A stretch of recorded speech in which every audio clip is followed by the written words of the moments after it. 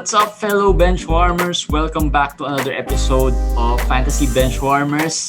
It's an exciting week this week. Nagsimula na ang NBA, so ang daming nangyari over just 1 week, di ba? Since nung last episode natin. My name is Jeremy Tan and one of your co-hosts dito sa Fantasy Benchwarmers. And kasama ko pa rin, as always, is our commissioner, Eric Go. Hey, Eric. Hello. Exciting, ha? Oh, exciting. Yung first week of the NBA starting dun sa time na na-lift yung trade moratorium, di ba? So, which was, anong day yun? 4 days ago? Ano lang yun? Yeah, 4 days ago. Siguro 2 days before the draft. 2 days before the draft, di ba? So, last week we talked about the scheduling. And then, nabanggit nga natin na eksakto this week we'll talk about the rookies. And yun, nung kahapon, Thursday, we had the rookie draft. How did you feel about the rookie draft? Na-excite ka ba? Ako, to be honest, the draft really is my favorite part of the Talaga? NBA. Oo, talagang favorite ko ang draft eh. Ever since bata ako. Kaya NBA Draft.net, yung mga ganyan, mga Draft Express, lagi ko binabasa yan eh. Very early on, talagang gumagawa rin ako sa sarili kong mock draft. So, very interesting for me yung draft talaga. Pero, like previous years, parang for me, overhyped yung draft lagi. Parang daming ina-expect na, baka i-trade to. Na parang minsan, pagdating dun sa actual draft, medyo mawawalan ka na ng gana kasi wala naman talaga masyadong excitement dun sa mga, especially itong draft class na to kasi parang, ewan ko, based from what I've read, medyo weak yata or yun lang yung perception ko, hindi wala masyadong kilala. I think the most notable lang talaga are the top 3 picks. The rest, parang hindi na natin alam Yun ang projection ng marami weak draft. Pero may kinausap ko na isang araw nga pinag-usapan namin. It's not really weak draft talaga. More of, wala kang talagang star like Zion or Ja or let's say Ben Simmons na sure ka na ito first pick, superstar yan. Sure kang all-star, superstar. Wala, dito, hindi mo alam sino eh. Yung parang kahit yung top 3, parang hindi mo pa rin sure they have so many flaws, each one of them, na parang may malaking chance they will be bust. So, yun kasi sa draft, kaya siya very, very, very interesting for people is yung top players talaga. Mga LeBron draft, the Kobe draft, mga ganun yung mga top players. Dito kasi, you don't know which players will be the top players. Kaya siya sinabing weak draft. Pero for me, it's actually a very deep draft. Yun ang difference. Very deep siya until the 40s, 50s. Feeling ko maraming rotation players na lalabas sa draft. Na gagamitin. Not necessarily this season as rookies, pero eventually down the road. Kaya nga, ang description ko, comparison ko for this draft was the 2013 one, yung kay Anthony Bennett na draft. If you remember, wala ring first pick nun eh. Lahat sila parang, sino ba first? Si Oladipo, si Nerlens Noel, meron pa nga si Ben McLemore. Unfortunately, yung first pick nawala na talaga. Oo, pero yung draft na yun, nang-draft si Giannis, di ba? Ng 15th. 15 si Giannis, di siya lottery nun. Tapos si Gobert. Tapos si CJ McCollum. So, may mga superstars din na lumabas sa draft na yun. Pero hindi nga at that time, hindi sila tinitingnan as superstars. Similar with this draft. It took ilang years. Kasi Giannis naman took mga 4 or 5 years bago Pero right now, 3-4 years siguro. Pero right now, hindi mo na sabihin na weak draft yun, di ba? Kasi Giannis yun eh. Giannis draft pero yun. Pero hindi rin siya considered one of the stronger draft. Yes, tools, no? Tama. Ang maganda naman, intriguing naman for this draft is that kahit wala masyadong, at least parang kahit sinasabi na weak draft or wala masyadong kilala or notable player, maraming parang hindi mo rin alam what to expect. Kumbaga, for the season, baka merong mga surprise players that comes out, di ba? Pero etong draft class na to, dapat June yung draft, di ba? Dahil sa COVID, naging November. So, in some ways, nawala yung unpredictability, some ways ng draft na to. Dahil sila na siguro pinaka-scrutinized na draft class ever. Kasi from, di ba, nag-start sila mga talagang workout, March eh. Isipin mo from March which is to November. The time na nag-lockdown talaga or maraming Isipin mo bawal. From March to November, yung mga scouts ng bawat teams, ano ba ginagawa niyan? Di syempre, pinapanood yung mga videos na paulit-ulit. So, itong mga players, at this point, siguro yung mga scouts, parang sawang-sawa na sa kanila, alam na talaga, kilala sila. So, nawala din yung factor na parang surprise picks, yung mga players na, oy, dapat ganito, bumaba. Wala eh. From the results, parang as expected din siya. Meron bang surprise picks for you? Meron mga biglang surprise picks din. Like, kunwari, yung sa Phoenix. Like last year, si Cam Johnson, di ba, pinik nila, which is surprise. This year, they picked Jalen Smith, which was projected to be late first round, 20+. Yun yung range. Tapos number 10 na pick nila. So, surprising for everybody. So, medyo nag-move up talaga sa draft. Nag-move up. Position. So, kaya yung grades ng Phoenix, laging F yan eh. F, D, mga ganun yung grades niya. Pero yung isa pa, si Patrick Williams, which is number 4. Yun, sasabihin ko nga eh, parang sa mock draft, nakikita ko na sa mga mga 8th, 9th, or 10th, usually Patrick Williams. Actually, nag-start siya as mga siguro 20+. Nung mga March, kasi he has, 6th man lang siya sa college eh. So, hindi siya starter. Parang siya si Dion Waiters basically, nung college 6th man lang. So, very interesting to kasi parang what did team see kay Patrick Williams for them to move up? Yun nga eh, from March till now. Chicago, di ba? Hindi naman sila naglaro, di ba? From March till now. Wala namang laro. Wala namang anything. So, minsan hindi mo mag-gets eh. Siguro nasiraan na rin ng... For me, minsan may intangibles eh. Like yung mga interviews or... Yes. Di ba? How they do on interviews. Parang may mga balita nga na before the draft na like si Melo wasn't doing well on interviews. Hindi masyadong maganda yung mga interviews niya. So, baka bumagsak siya dun sa draft. Which is not true Kasi at that time, wala pa siyang interviews na gina-grant. So, interesting din to mga rookies. May mga agents yan. LaMelo did not interview with anybody at that time pa. Wala pa siyang in-interview. So, after nun, nagpa-interview na siya sa Minnesota, sa mga yan. After yung report na yun. Kasi I think yung mga agents, meron silang teams na gustong mapuntahan ng players nila. Yun. Kasi syempre playing time eh. So like, if you get into a team na parang hindi naman, parang project ka lang din, hindi ka makakalaro immediately, especially on your first year, di ba?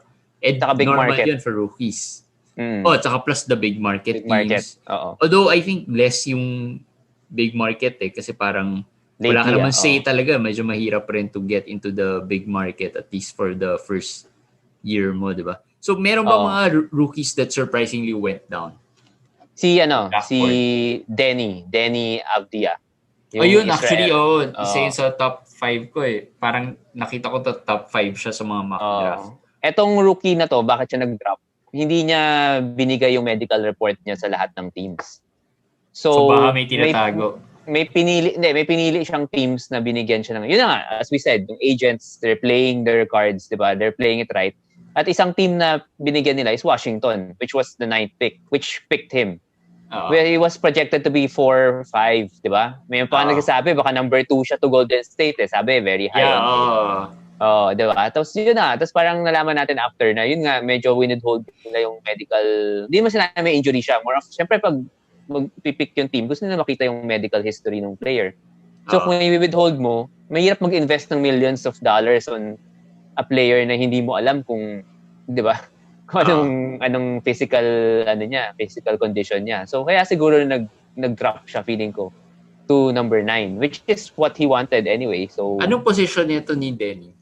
Si Denny is 6'10", power forward, small forward, power forward. Di ba? May iba malaki pala to. Malaki. Parang Luka ang comparison ng iba. Siyempre, Luka light, hindi naman Luka.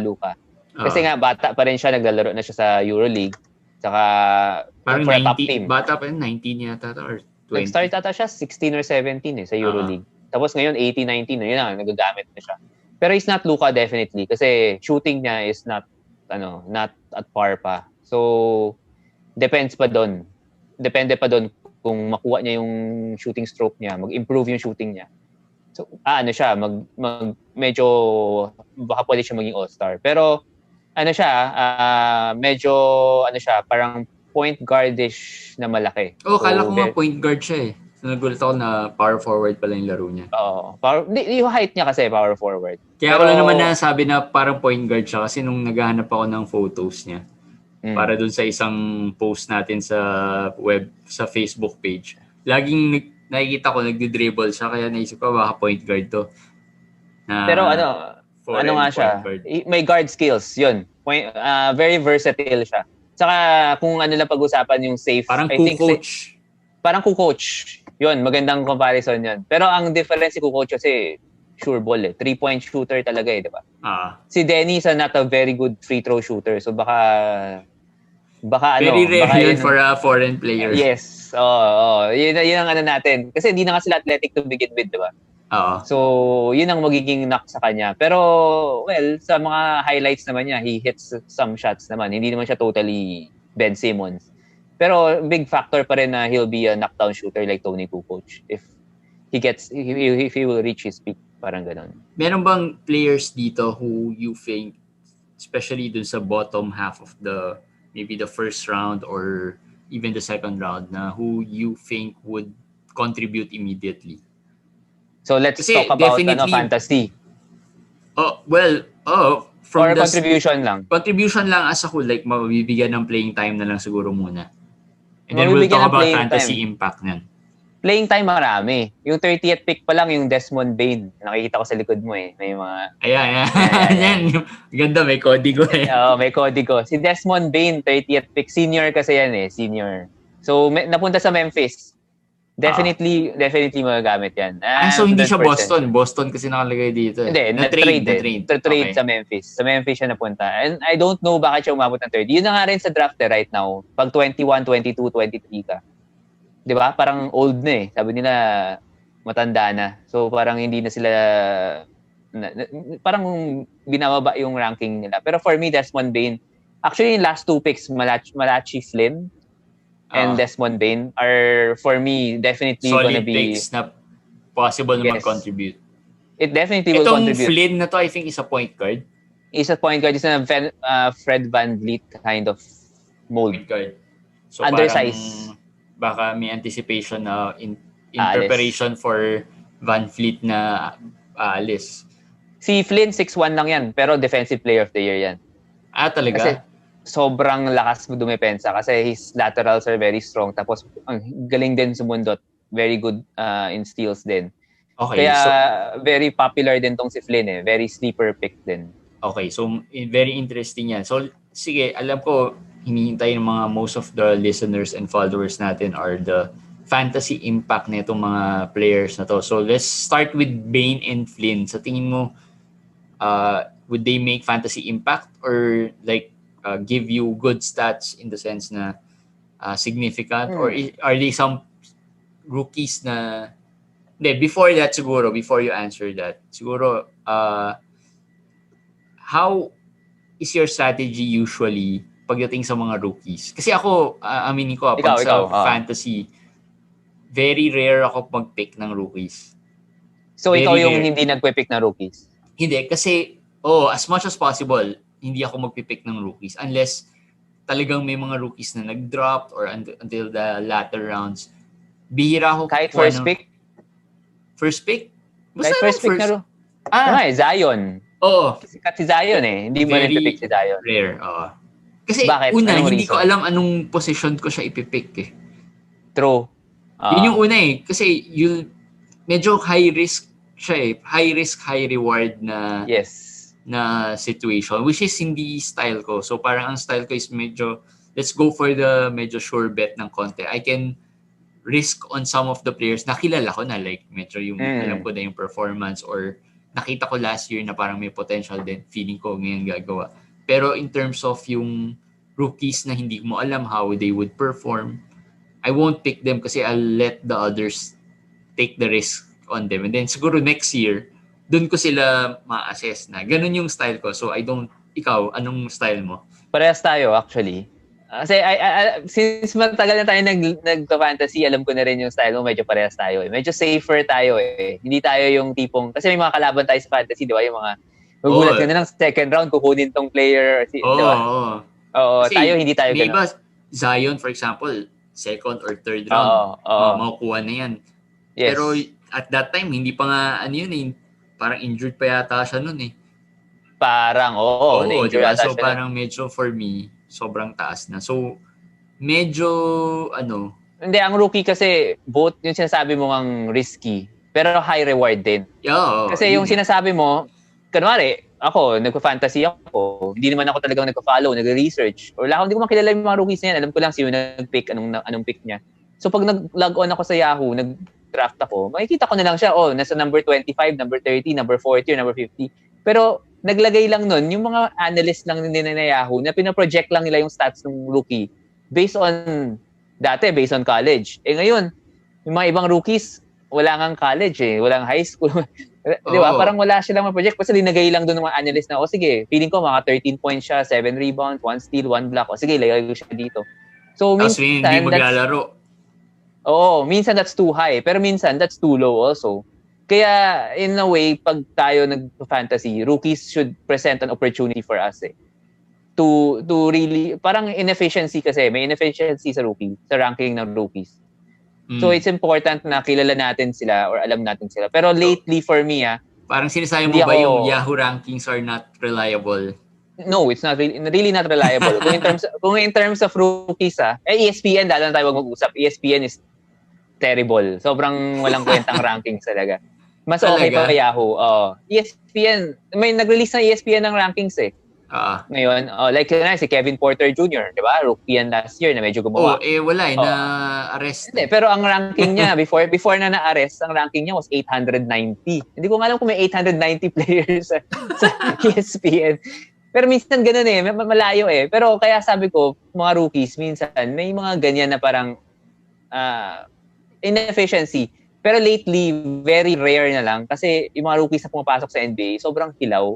Di ba? Parang you would expect 2 to 3 years down the road pa sila magko-contribute. Unless yung tipong mga superstar level talaga, like mga Luka. Pero sino ba huli? Luka na siguro. Yeah, Luka. Pero before Luka, Ja Morant. Pero Ja Morant, kahit Ja Morant last year, di ba? Everybody was hyping him.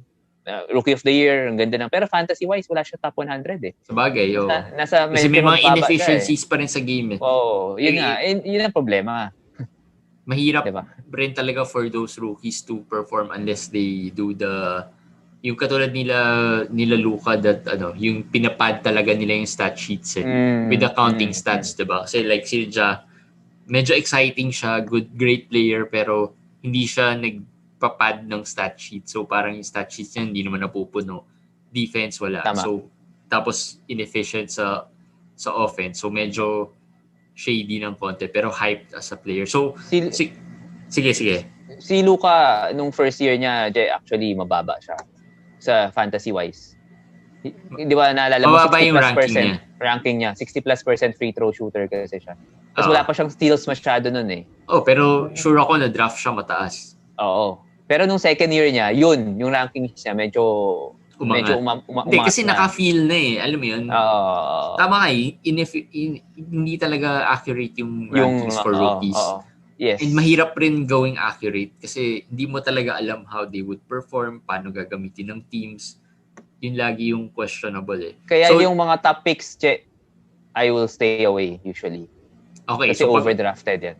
Pag-usapan natin yung mga top picks ngayon for this draft. Ito yung unang question ko who has the most potential to contribute agad from the fantasy perspective?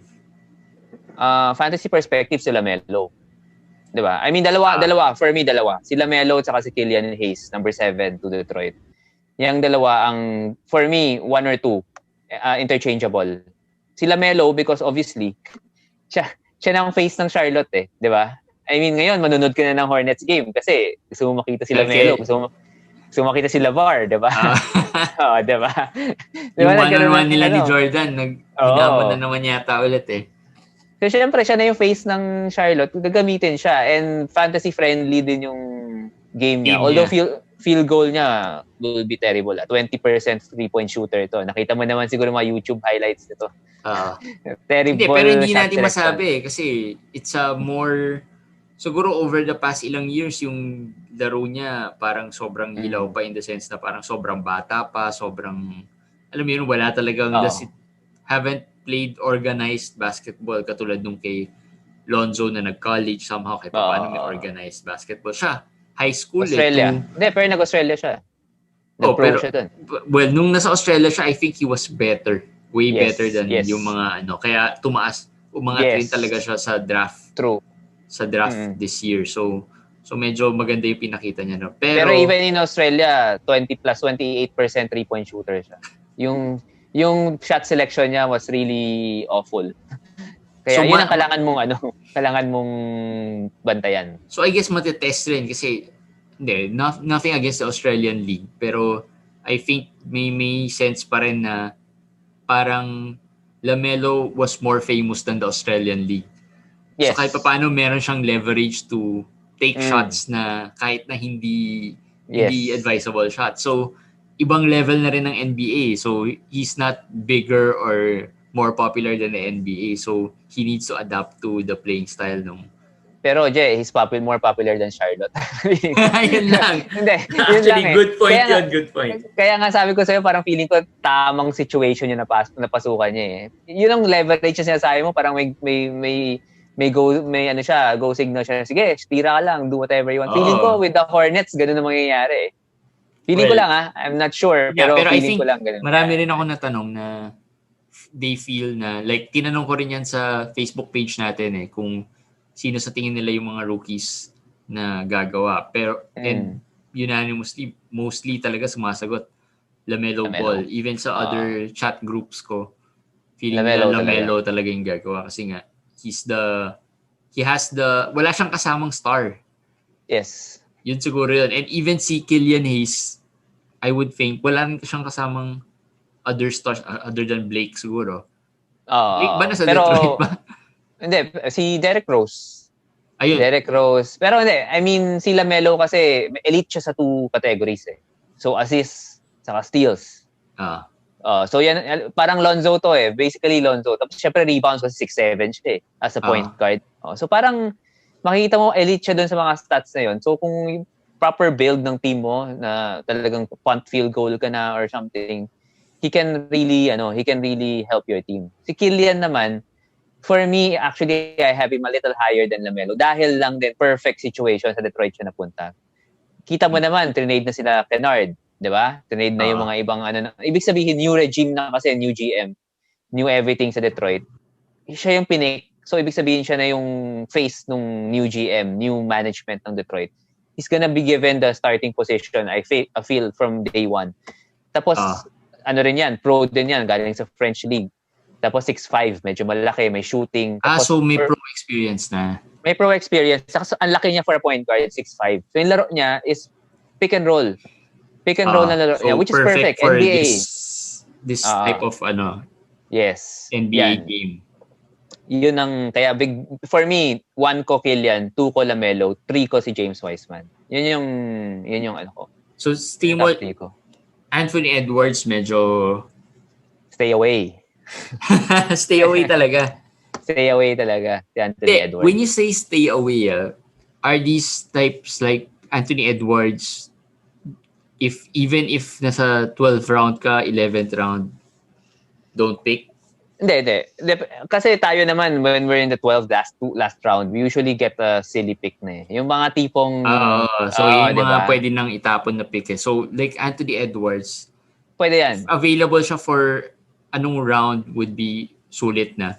I think, kung ako personally, I will pick him yung ganun, last pick. Or sige, last 2 picks, pwede. Pero kung mag-invest ako ng 8 or 9 or even 10th round sa kanya, hindi ko gagawin eh. Kasi, ewan ko, baka mali ako. Pwedeng mali ako. Hindi naman ako magaling mag-evaluate ng talent. Pero pag pinapanood ko kasi siya or pinapakinggan ko yung interviews niya, sobrang immature pa eh. Actually, one of the youngest rookies. Kasi, sa draft. High school senior pa lang dapat siya. Nag-skip siya ng 1 year eh. Okay. Nag-skip siya. So 18, magna-19 pa lang ata siya. Sobrang bata pa, sobrang raw. Tapos sobrang, parang LaMelo din siya kasi medyo, although ang difference nila ni LaMelo, si LaMelo, poor shot selection, pero facilitator, di ba? Parang flashy. Siya naman, poor shot selection, yung one-on-one talaga. Ever since bata siya, one-on-one. Kahit anong tirang gusto niya, para sa James Harden's gonna isolate. Hindi niya magagawa sa Minnesota yun eh. How will he react given na first time na hindi siya yung star ng team? Yun, diba? isa Hindi pa siya yun. yung star ng team. So, mahirap for me na mag-invest sa kanya this year. This coming year, I don't think he's gonna be relevant sa fantasy. So, if you say LaMelo would be the highest, most likely the biggest contributor among the rookies, anong round should you pick LaMelo na sulit? Uy, hirap nun. Kaya ba yan? Ako feeling ko mga na ako dyan. Ikaw. 12-teamer 10th round na siguro. Si LaMelo? Again. Ako I think highest na mga 9th siguro. I think may mga magpipick dyan, mga 9th or 8th round. 8th round baka stretch na yon. May magpipick yan higher than that, sigurado ako. 100% yun nga, pero, sure. Pero ibig ko sabihin, if you pick LaMelo na mga higher than 8th round, baka sobrang risk. Na talaga, masyado ng over. For the listeners, kasi 8th round kung 12 teams, yun na yung top 100, di ba? Kasi 96, mga ganun top 100 na yun. So you're betting na magka-top 100 si LaMelo.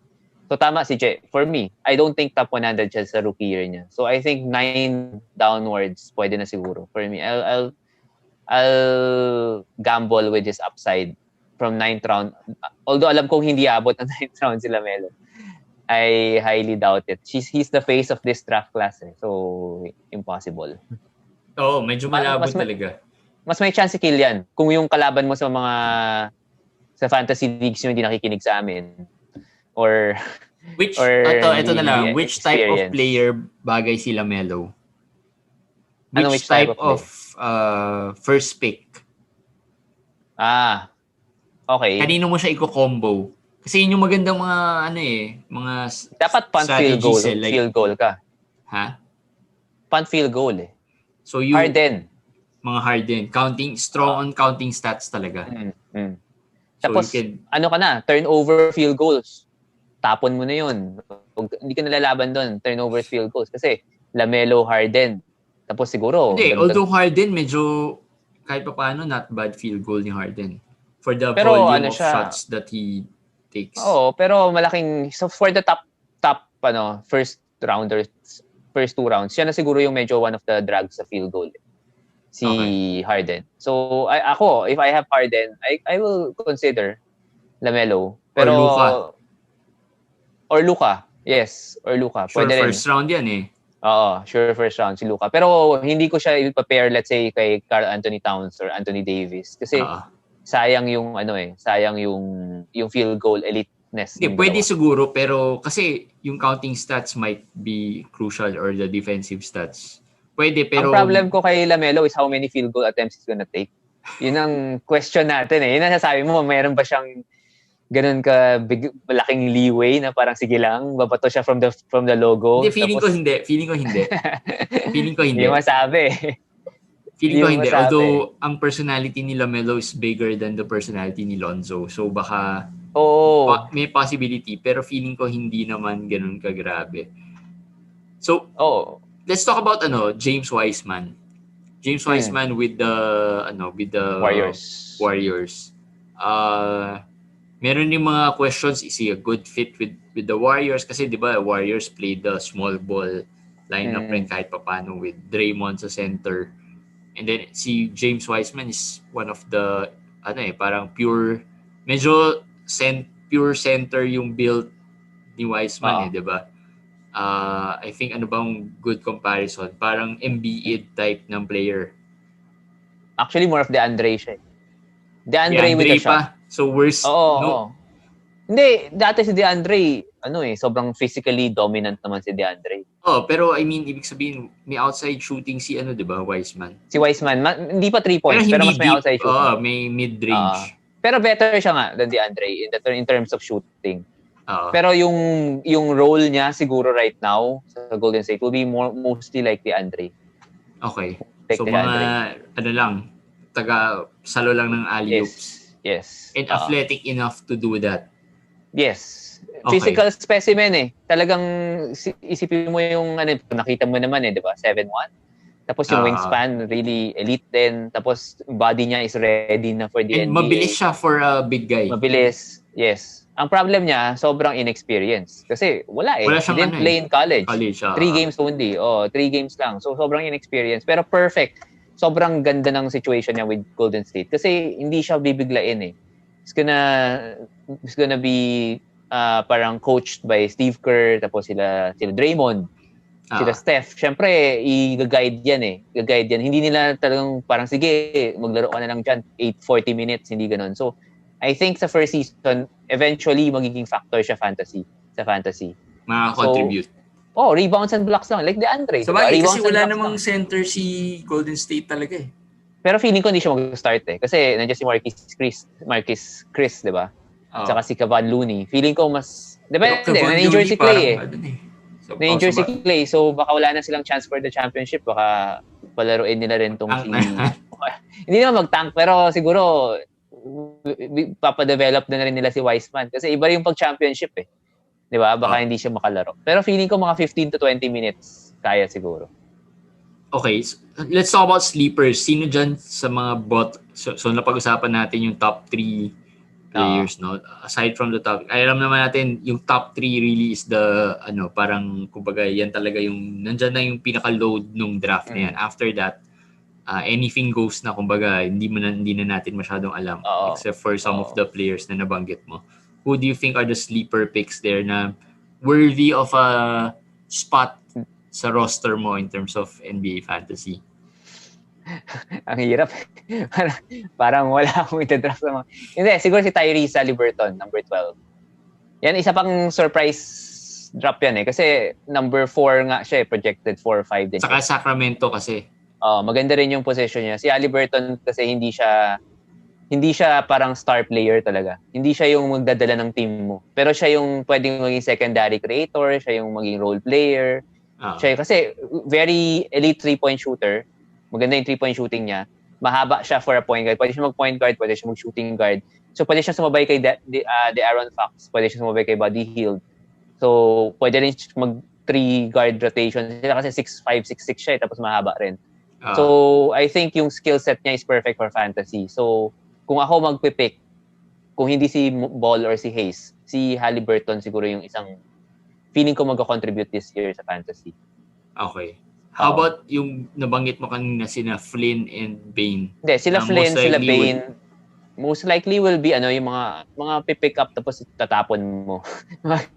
Mga daily ad drop mo. Mga daily ad drop mo. I don't think meron bang anyone from the second round that might surprise? Si Xavier Tillman is a pick of Memphis also. Actually, for me, ang taas ng grade for Memphis in this draft eh. Ang ganda ng picks nila. Xavier Tillman, senior din yan eh. Okay. So, junior.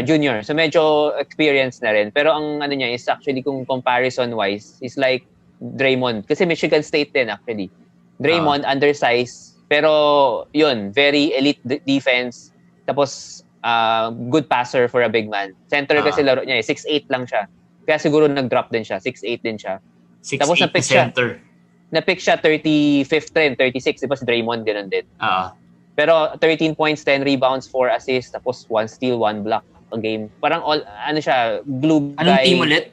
Memphis, okay. Yun lang. Kaya ako medyo nag-alangan na ibanggitin siya kasi Memphis, dyan si Brandon Clark. Medyo deep sila on the power forward position, center position. Pero si Jaren Jackson will be out for the first few months eh. First month, I think. Again? Ng season. So, baka may chance siyang makakontribute, makakuha ng minutes at those days. Pero hindi siguro for the long term, for the whole season. Pero for the second round, siya, one of the players to look forward. So, yan yung mga babantayan nyo. You can take risk siguro dyan sa mga 12th round na or 11th round. Yan yung mga, actually ko ako, if wala talagang notable players na you will see either you stay away or draft them mga 11th or 12th round for a standard or 13th, 'di ba? Minsan may 13th. Kung meron silang one pick na, kung hindi sila Ball yan, pag-usapan na natin, 'di ba? Si Tyrese Maxey na pick ng Philadelphia. Okay.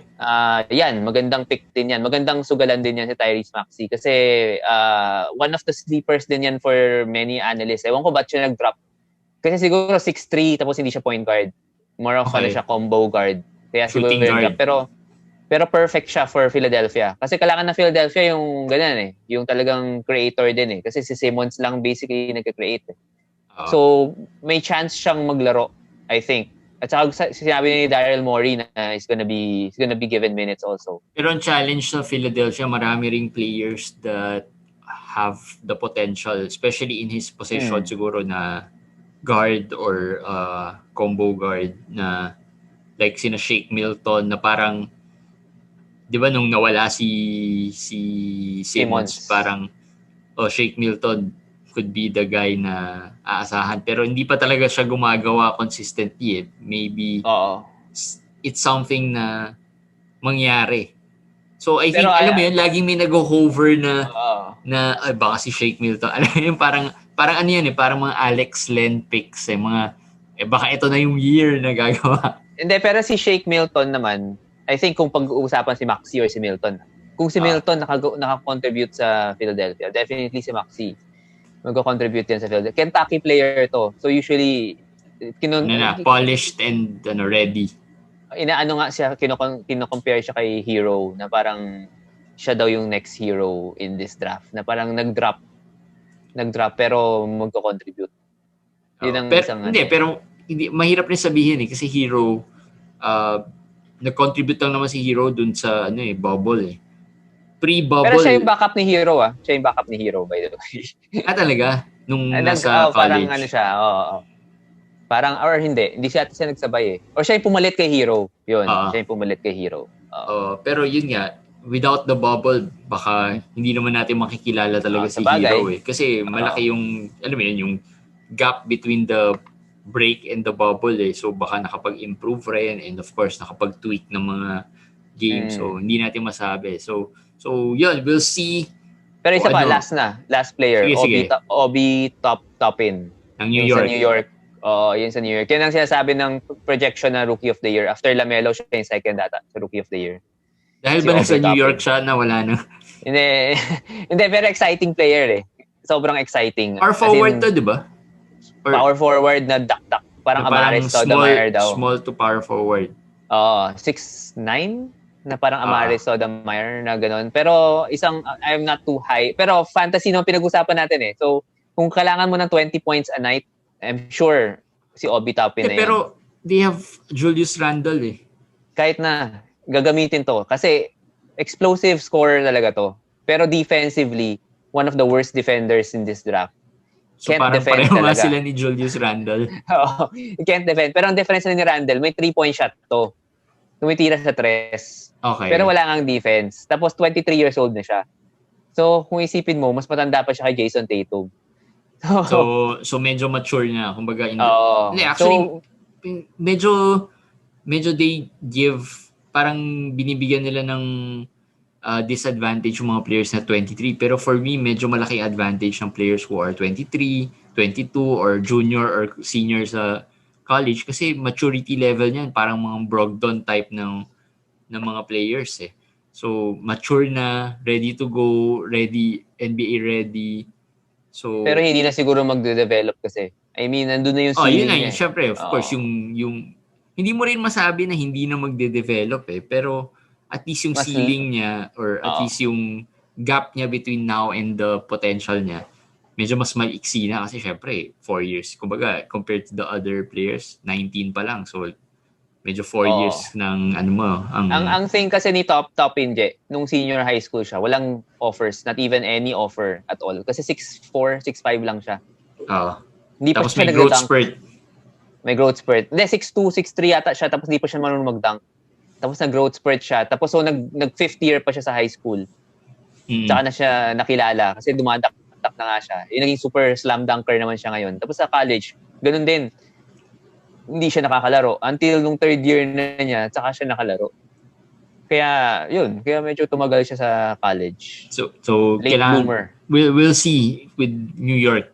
Titignan natin kung anong mangyayari sa kanya sa New York. Si New York's one of the hindi naman exciting teams pero always a team to watch out in the sense na parang lagi silang yung mata ng mga tao laging nasa kanila.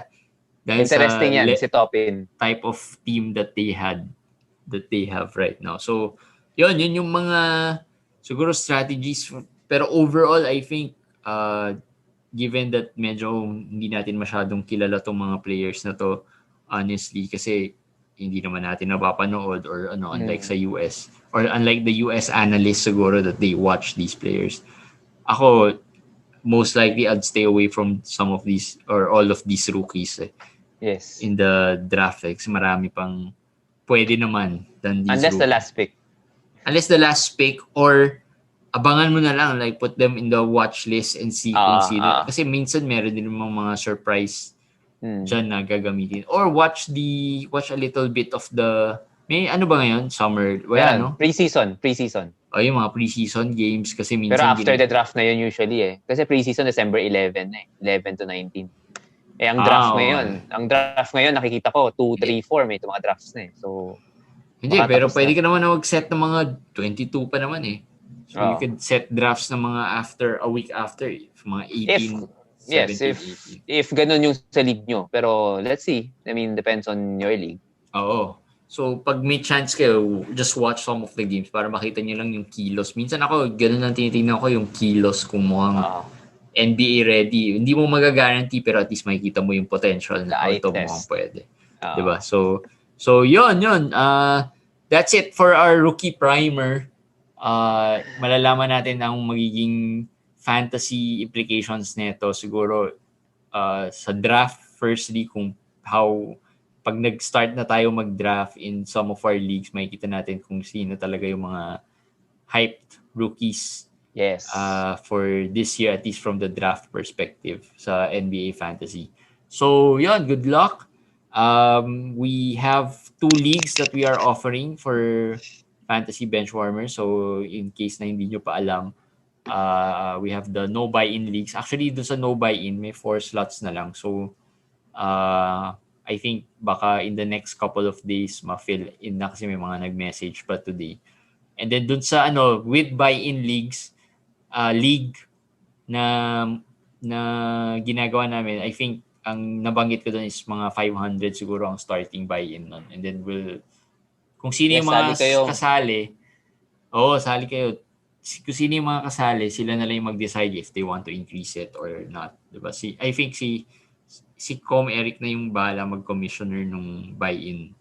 Oo, sali kayo kasi parang maganda rin magkalaban kayo ng fantasy na hindi yung grupo nyo. Diba? Something different. Kasi minsan alam mo na no? Oo. I mean, may para expectation malaman mo, ka na diba? alam mo na yung style. Tsaka iba rin yung... iba rin yung... May mga sumali na 3 or 4 yata na nagbanggit. Hindi ko pa lang na-add dun sa private group. Kasi nga, ilan pa lang So I'm just still waiting for more. So yun, sali kayo. Always good to try to compete with others. Diba? Para mag-improve din tayo. At saka yung 500 naman, if ever, that's for the whole season. Hindi naman yung tipong every week or every month may 5. Alam mo yun, parang just 500 for the whole season. Kung bibilangin mo yun, divide mo yun by mga 72 games. Wala pang piece. Hindi, pero kung gusto nila ng baka naliitan yung iba. Kung gusto nila 5,000, pag-usapan na lang natin, 'di ba? Pag complete na yung league. Pwede naman. Yun, mga big time na talaga, mga big time players. Pero yan, sali kayo sa FBW leagues namin and one way to interact with the other followers, 'di ba? So, yun, thanks for joining us in this rookie primer. So hopefully nakatulong or ewan ko kung nakatulong kami kasi ang advice naman namin is to stay away from these rookies. Pero nakilala nila yung mga ibang names na binanggit natin. Yun. May mga names na to watch out for even kahit hindi mo i-draft or maybe use your last pick for those pwede players, yung mga yun. Diba? Pwede yung mga last pick na yun, pwede mo i-drop at the end of pag hindi naman nagkumuha, diba? So easy to drop. So yun, yung mga pwede mong sugalan. Alright, so thanks for listening. Nga pala, one more thing, thanks for listening and hindi ko alam kung nyo pero we charted sa Apple Podcasts. We started at 4th and then medyo bumaba kasi siguro tapos na napakinggan yung episode na yun. So hopefully ma-maintain namin yung sa charts na yun with some of the next few episodes that we're gonna release. So thank you for supporting. And we'll see you on the next episode, which will be after this. We'll talk about the trades that happened na very exciting rin. Alright, so thanks for listening, thanks for watching, and we'll see you in the next episode. Bye!